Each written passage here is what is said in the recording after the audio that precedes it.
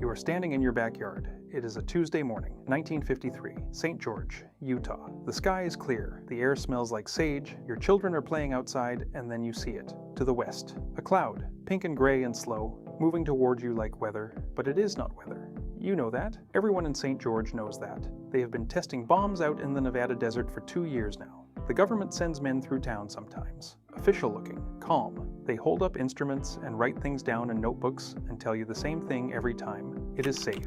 You have no reason not to believe them. This is America, 1953. Your husband fought in the war. Your son wants to be a pilot. You put your hand over your heart when they play the anthem at the picture house. You trust your government the way you trust the ground under your feet. So when the pink cloud comes and the official says go inside, shut the door, watch from the window, you go inside. You shut the door, you watch from the window.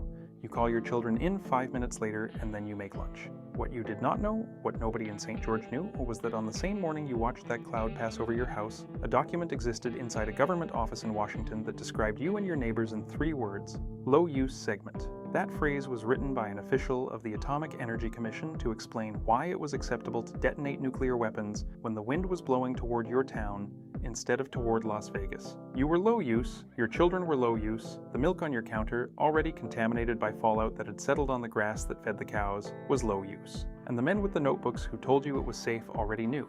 This is not a story about the Cold War. This is not a story about hard choices made in impossible times. This is a story about what happens when a government decides that some of its people do not matter enough to tell the truth to, and it did not start or end in St. George. The testing program at the Nevada test site ran from 1951 to 1962.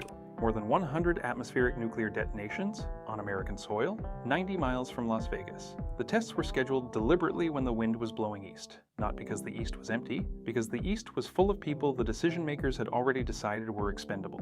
Farming towns, ranching families, Mormon communities, Native American land. The fallout settled on everything. On the vegetable gardens, on the irrigation water, on the grass the cattle ate, on the milk the cattle gave, on the children who drank it every morning before school. In the weeks after one test they called Dirty Harry, because even the people running it knew it was dirty, radiation counters in the center of St. George maxed out completely. The needles hit the end and could not go further. Children were at morning recess when the fallout arrived. Nobody told their teachers to bring them inside. The soldiers did not fare better. During Operation Plumbbob in 1957, one series of tests, 5 months, 29 detonations, 18,000 American servicemen were marched to trenches dug 2 miles from the blast site.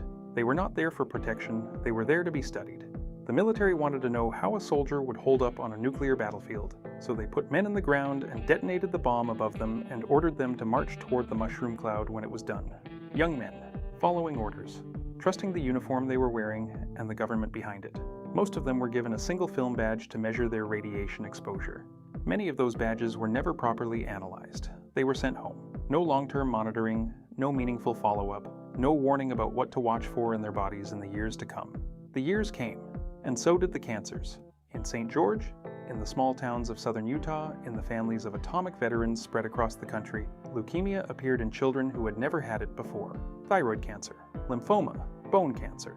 Entire communities began comparing notes, began noticing that the same disease was moving through the same neighborhoods that had watched the same clouds. They went to the government. They were told they were confused, politically motivated, that the connection between the tests and the cancer could not be proven. The women who came forward with hair loss and skin burns and fatigue that would not lift, the Public Health Service instructed its officials to tell them their symptoms were caused by neurosis, by stress, by something they called in official documents housewife syndrome. That is a real phrase, in a real government document. For radiation sickness, in American women, in 1953, it took 30 years for the documents to come out, not through whistleblowers, not through investigations, through declassification, box by box, memo by memo. And what the memo showed was not confusion, was not ignorance, was not the tragedy of scientists who simply did not know what they were unleashing. The memo showed that they knew.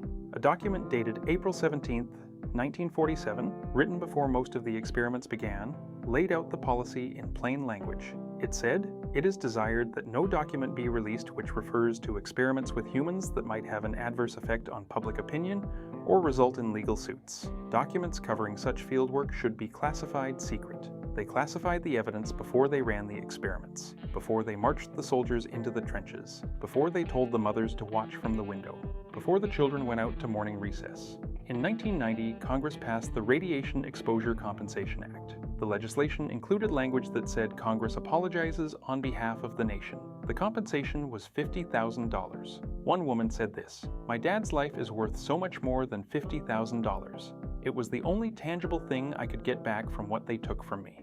Over $2 billion in claims have been paid since then. The program is still running, there are still people waiting, you are still standing in that backyard. St. George, Utah, the cloud has passed. Your children came inside when you called them. They ate lunch, they drank their milk, they went back to school. You did everything they told you to do. You trusted the men with the notebooks. You trusted the uniforms. You trusted the press releases. You trusted the country your husband had gone to war for. The document that described you as low use was classified the same year your youngest was born. You never saw it. You were not supposed to. That was the point.